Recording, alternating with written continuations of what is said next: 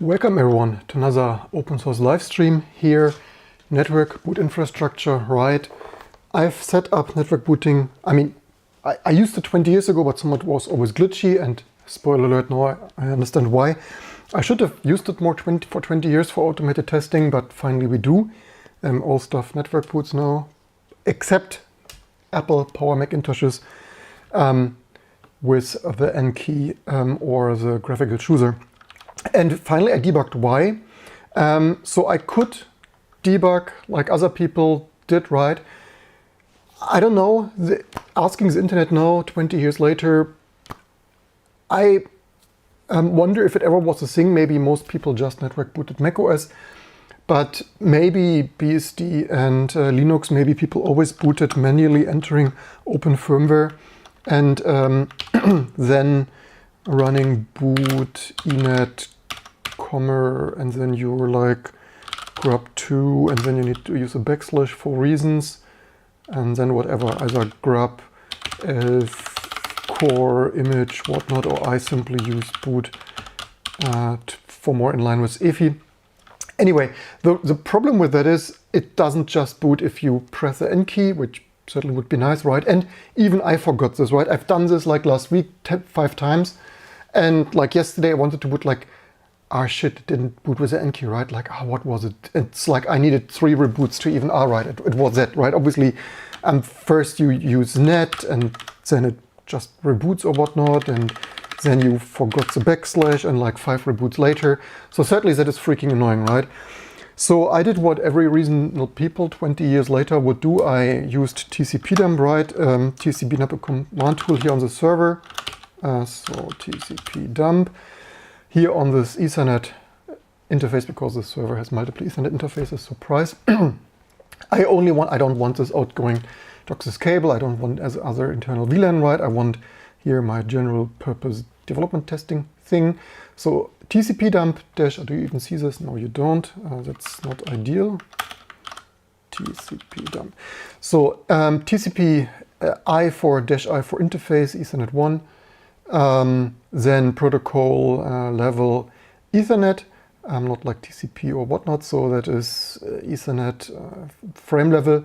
This encoding there, I also had to read the freaking manual, right? I also was forget. So host is to match MAC address, right? Intuitively I would type MAC or so, but syntax error. So that is basically the syntax, the TCPdump specific syntax. Ethernet frames, host of MAC address stuff, and then the MAC address of this titanium PowerBook, and writing this to a log file. You could dump this visually on screen, that helps you a little, also with -v for more verbose, right? But I wanted to load this in Wireshark, the almighty and amazing and Lua scripted open source packet dissecting stuff, not only network but also USB and stuff. And so this is the network traffic, right? And I have here multiple because I was then curious because the thing is, if I run this manually in the open firmware with boot inet, there it starts, right, syntax, grub to, boot PPC if elf, that works, right? So I was like, dude, why does that work but not the bloody chooser, or pressing the N key? So I have a multiple capture dumps. So this is, for example, so that's a broken one. So it starts with like the client, like, hey, would like a DHCP address, right? Dynamics, so it's probably shell accept script. We probably need for our microkernel do a network low level series. So that is basically source here. Broadcasting this without an TCP IP address, right, for DHCP dynamic host configuration protocol. Discover here, I'd like to discover an IP address, and while at it, I would like also here some vendor specific information of parameter 43 and 60. If you have any for me, and then my server here on 192.168.2.1, it's like, yo, I got some stuff for you. Here's your IP address, right? Like your client IP address. Would be cool if you use this stuff.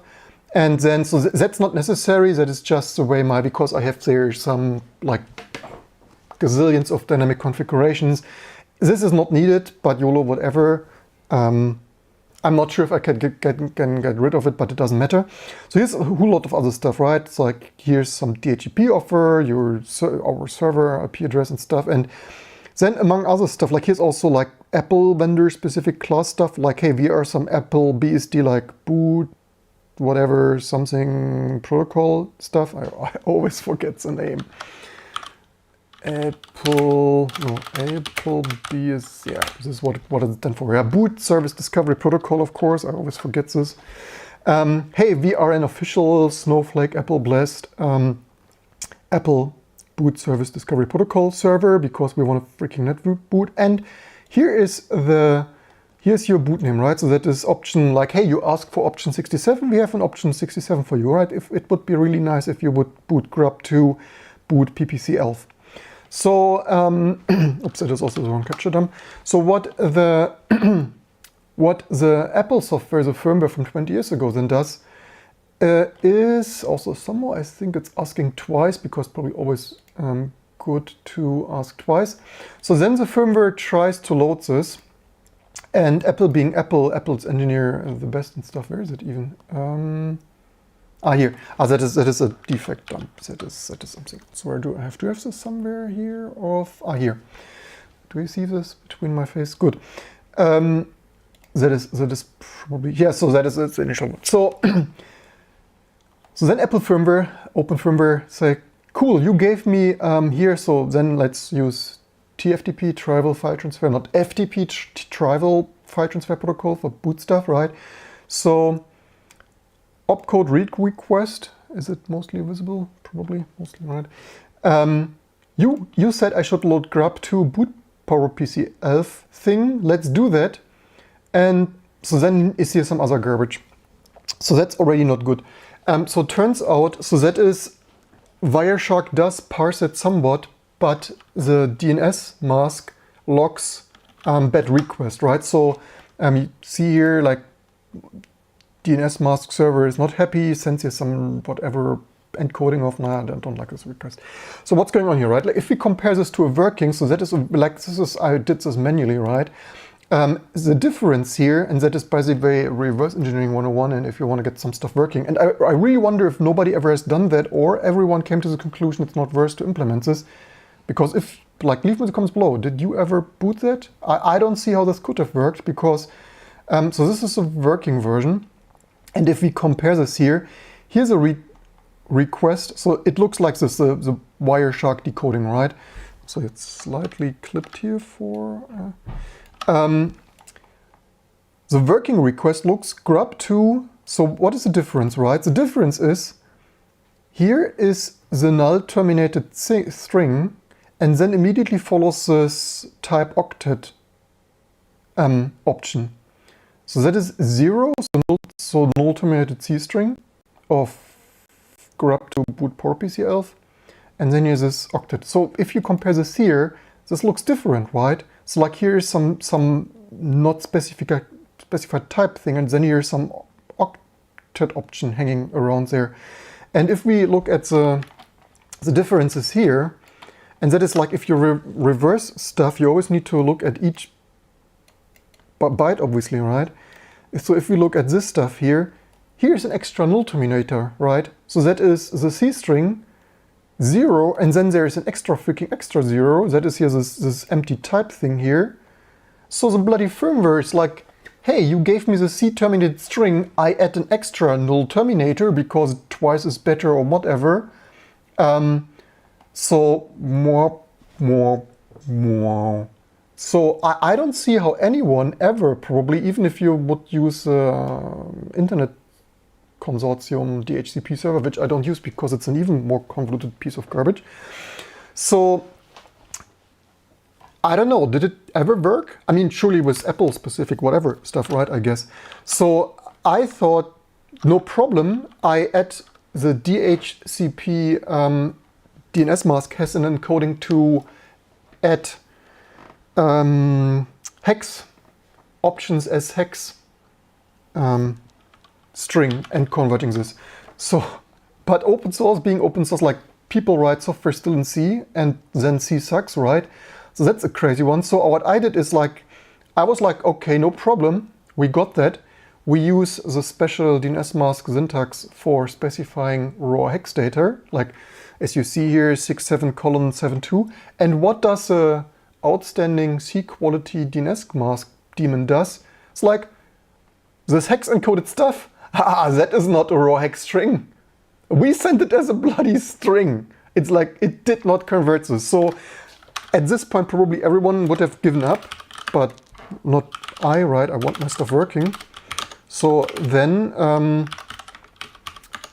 I guess T2 is the only Linux distribution who will then support this. So what I did is, of course, I debugged this stuff. Of course, it's already the second time in my life that I need to debug DNS mask, because 20 years later, of course, the software is still not amazing. So I, of course, read the source. So it is here in DNS mask source. Here is some option stuff. And so parsing this option, of course, it's like, yeah, why does it not work? Because probably there is not a YouTube tutorial and AI trained for, like, where is the bloody AI which debugs that for me, right? So why is this cable hanging on? I also forgot to turn on my studio light, man. No wonder that the lighting sucks without this lab power supply. So, parsing the option is hex. So there is some is hex thing. Of course, I did what every reasonable person would do and run the server in GDB here with -d. And stepped here through this option parsing. Turns out, I also don't understand what, I mean, first of all, maybe we should stop writing software in bloody C, because C code, as usual, leaves a lot to be desired. But so here's this option parsing, right? So also if comma, like, we could also do like this happens if you open code option parsing in C is at 258 times. Anyway, here's this open coded option parsing like people do in C with their pointer magic of comma is of course the pointer to the C string at the position we currently parse it, because we parse options in C like it is 1972. So here for CP equals comma and C then dereference a bloody pointer and increments the pointer until we don't have anything. So here is this hex parsing, right? So here's also, yeah, so is address, is hex, is decimal, is string and stuff. So they have here this code, they scan here this code, they mark it here like this is hex. They basically only check here if what kind of characters are in there, like they character class that here, like open coding that in some C pointer arithmetic loop, like C people still do in 2024. So they parse this option that, because I thought the Apple firmware doesn't want a null terminated string, let's don't give it to it, right? Because every DHCP server, whether it's the ISC DHCPD or DNS mask, they always null terminate the string. And to be fair, there was at least one person who once asked for this, although I think this is a buggy report, but so that's not Apple, this is just like some Dell or whatnot. And I think this report is wrong, but like once someone asked, it's like due that is standard, right? Somewhere was it this one? So like basically it is like whether that happens with this Dell or not, I don't know. It looks like an invalid report to be, but basically it was like stuff is to be null terminated. Like if your firmware doesn't grok that, then it's like fix your firmware. It's like, yeah, fix your firmware when Apple did this forever, right? So that's why I wanted to manually specify this like binary stuff without like a trailing 0 to satisfy this quirky little PowerPC open firmware. And so they parse it here, said it is hex, right? They implement this parsing, but then why do I now, like obviously I debugged through all this shit here for 20 minutes. That's also why do I make this live stream? Because I just fixed this for 1 hour and didn't even plan to make this live stream. It's just like I wanted this working and now spent another hour debugging other people's shitty C code. So they parse this here, but then if they mark options, so why is it always implemented so shitty? So they implemented all the code, and then if it's a known option, so like here they scan this, right? It's a bloody hex.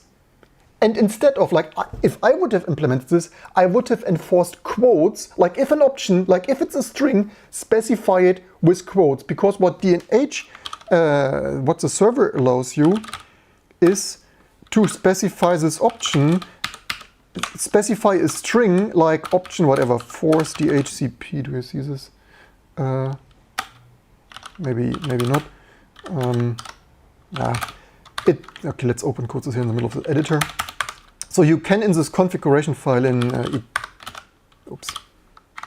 etc DNS mask, you can have there DHCP, force, whatnot, right, and whatever the syntax is, like option and whatnot, and then and tag like Apple and stuff, right, tag PPC and stuff, and then the bloody option like 43 or 60 or what it was, and so then the bloody hex string, right, and you can have a string like this, like serve TFTP, right. Like, why even freaking allow it, right? Like, why did they, like, if I would have designed that, I would have, like, why not force strings being freaking strings, right? It would have been so much better to diagnose errors and not have this ambiguity, because what they basically, they allow to specify a string like this. Like, why? So, is that some administrator doesn't need to type quotes, because what they do now is they scan this, like I want here, okay, I want to do this manually. It's like, don't send, I understand string syntax gives you a null terminated string, like it's mandated or suggested or strongly suggested by the standard, fine. I think, whatever, I think the wording might be should send, so like should is usually should, but would be nice to do so. We wouldn't have this bloody problem if the syntax, configuration syntax, would be a little bit more strict, right? Pro tip, makes this stuff as strict as necessary, right? Because what they do here is like, if this is a noun option and this option is marked, I know we're here. If this option is marked name or RFC name or string, then like, why did we even bother pathing this shit? Oh, I did this here, by the way. Yeah, this is, yeah, so originally it was obviously like this. Like, let's zero everything we just scanned and send it as a string. Like, even if it's not a string. Like another hour of my life, just because Apple's firmware is shitty and C code is shitty, and there would be a syntax of like, if you would need to, like, why is this not implemented to be allowed like that for decades already for quirky Dell and Apple firmware? I don't know, always like, but the standard says it, and then it doesn't work with open source because we pray to the standard gods of, anyway. I guess I do that in T2 now for like, if you do a, if you specified like T2 will be the only Linux distribution 20 years later, like if you force this a bloody hex string, then you get a bloody raw string if you know what you're doing, because why not, right? I mean, maybe I also need to write a DHCP server, leave the comments below, but like it could have been worked for so long, but it doesn't, so yeah, some of this looks a little bit strange, probably because I touched the new line. So with that it works. With that I can manually specify this string without null pointer, and then I just, it works, and then it works. Because apparently the Apple firmware copies, as you see here, it's like, yeah, it's sent it here. I'm not making this shit up, right? You have seen it. If the option, if it's a known option that is marked option name or string, can we also move this here? It sends this. I'm not making this up. It's so sad. It is what it is. I was also surprised that it does it right here. So there is, it sent this as a bloody, where is even the original? So that is, it is here, right? It sent that here as a boot file name. So like, it's what is wrong with all those people? Sending it's, I wanted a raw hex string. I didn't want to send 67:72. It's like you had one job. It's so ridiculous. Like each day I sit here like, dude, how can this be so dumb? This is why we cannot have nice things. This is why 20 years later I still need to fix each. Yeah, think a little bit. If you implement some stuff, think some at least one step ahead and like not force it. The forcing here is DNS mask. The enforcing here is in here, DHCP common. There is somewhere, I believe it was 6.7, right? So here's boot file name 6.7. That is opt name, so that is it's not allowing you to do hex manual raw hex strings. So I guess yeah. Anyway, this is how we make T2 a better operating system. Everything is possible that's not possible upstream. Fix file diff, allow raw hex strings, patch for your Apple, PD, whatever. Only need here DNS mask, allow. I have here one more patch for SGI. Somehow it also, I had this patched, I need to clean this patch up a little bit. Somehow DNS mask also is forcing a, like if, I've only seen this, I believe, so far on SGI ARC's firmware, but maybe also HPPA risk. So if the SGI firmware asks like, hey, could you give me please that file like arc loader conf, then DNS mask is like, no, I'm configured to give you arc load binary, so I sent you arc load binary again. I have a patch for that, and I just need to clean this up. So it's already the second time I debug through this convoluted C code base for stuff to work. So, like basically, I don't want to patch that here. So it's manually 1, 2, 3. This is of course 7. Let's hope I didn't mess it up. So it's just wiping the white space there. I'm too. It's basically probably DNS mask. For me, it's easier to just force the white space. So anyway, trap access says likely no one tried or cared. I mean, I probably people tried. I also messed this up apparently last minute. Cool. I'm pretty sure people tried, but other people, I mean, of course, you need quite some knowledge for that, right? I guess everyone else gave up. I'm pretty sure hundreds, if not, I mean, you need to understand they sold some 100 millions of PowerPC machines, probably, right? I mean, at least 10 millions, whatever. I mean, I would not be surprised. I mean, they surely must have sold some 100,000s, and a lot of people. I mean, I purchased this stuff back in the day for PowerPC to run with T2 Linux, right? So I'm pretty sure there must have been 100 or 1,000 people who tried over the years. Maybe most gave up. Did I still? What do I even do here? Actually, so because I fat fingered around a while on the YouTube live stream. What is the most reachable? I just leave it in here for like this is what it was. I probably pressed X there. That is probably what I did. Is this finally valid syntax? So much to don't fat finger around on your precious source code while on YouTube. I'm pretty sure, I mean, most likely everyone, I mean, even for me, I said the other video, like yesterday or the day before yesterday, I easily spent 8 hours just because I packet captured like for all the bloody Macs, right? I'm not sure if anyone, like, I don't even want to show it here, so people pay me for consulting. Like, I don't want to see, I have the 20 lines of magic of grabbing, because other people, it's like, yeah, for this Mac, you put that in there. I actually match all those bits here. But if you want those, you need to shell subscribe Patreon or consult me if you. I match all those options that the client sent, and I can like, I don't know if anyone else has done that. In the internet, you only find like if that Mac, then do that. I match here all those provided classes, as you see here. And so I match all, like I have here for PowerPC, for Apple alone, like probably 7 cases of this generation, this version of protocol. Then send this and send that.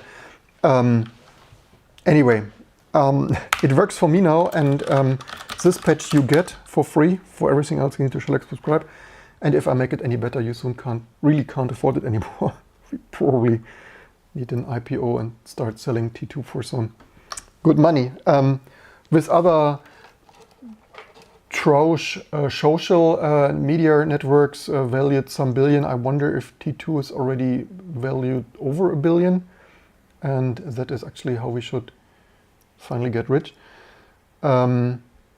Anyway, so this patch you get. The other ARC thing I currently have deleted. I used this DNS mask with this ARCs patch for years in production. Here's it's probably even versioned. Yeah, no file overrides. This is a little bit nah. Actually, maybe I next need to check another. I need to next spend another hour. So basically, I added here some new option in here. So basically, if this took even longer than 1 hour. I think for this SGI ARC stuff, I had to debug over an hour and get this bloody option file name passing in here. So that basically allows the boot pip client to override the file name. But it's in T2. I basically need to rebuild. Like, yes, you got this already for years for free. That's what you get for choosing superior AAA T2 Linux, where increasingly everything works. I just need to test. I had just disabled this last week on my server because with all the booting I wasn't sure if that breaks some PowerPC stuff, but I think it doesn't. Basically, yeah, I can probably also re-enable it. So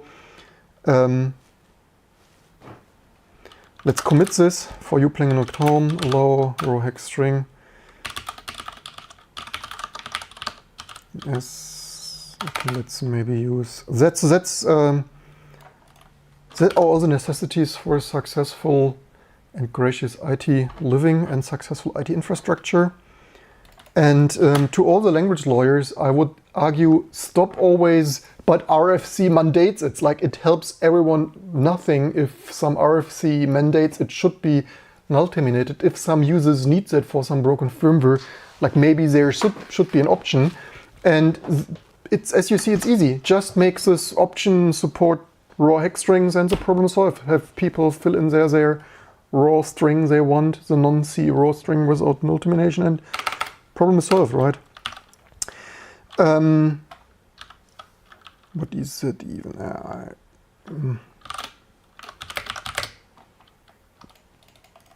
Oops.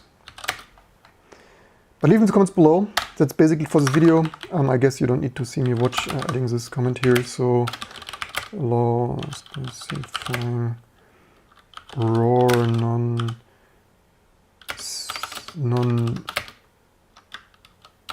C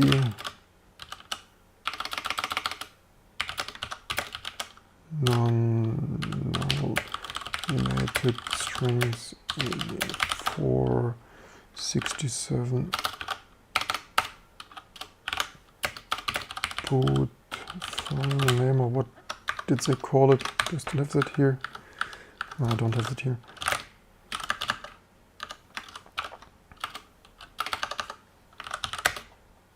I think they call it boot file name, right? But it doesn't. DNS mask.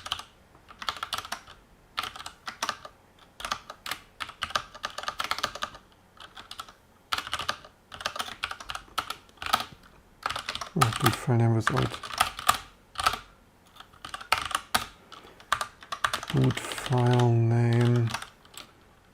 G4 and vintage.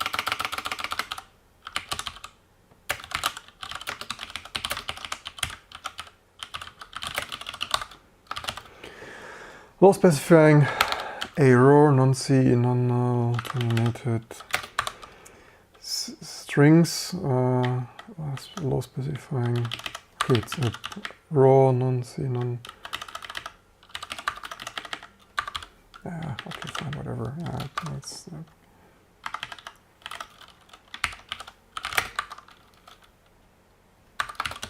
I guess like that, right? And then we have done another improvement for our increasingly superior all systems automated test infrastructure.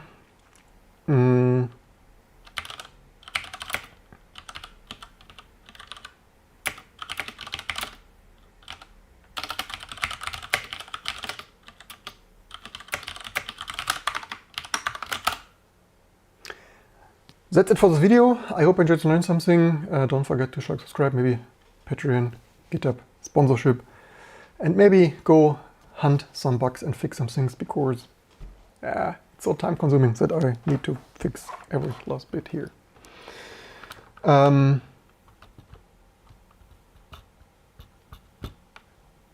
JG always gets here at the end. That is no problem. You can just rewind it and watch it in the video archive. Last time used Wireshark was trying to get RTMP endpoints desktop TikTok client. That's amazing. I usually use it to analyze USB data. It's just bad C code. That style is terrible. Yeah, it's thanks for agreeing. That's basically the style I usually see, right? And that's we train AI on the trove of not particularly amazing open source C code, and that is what AI will generate for us. And with that, have a good day and night. I hope you enjoyed learning something, and see you soon for all the next fun stuff to come.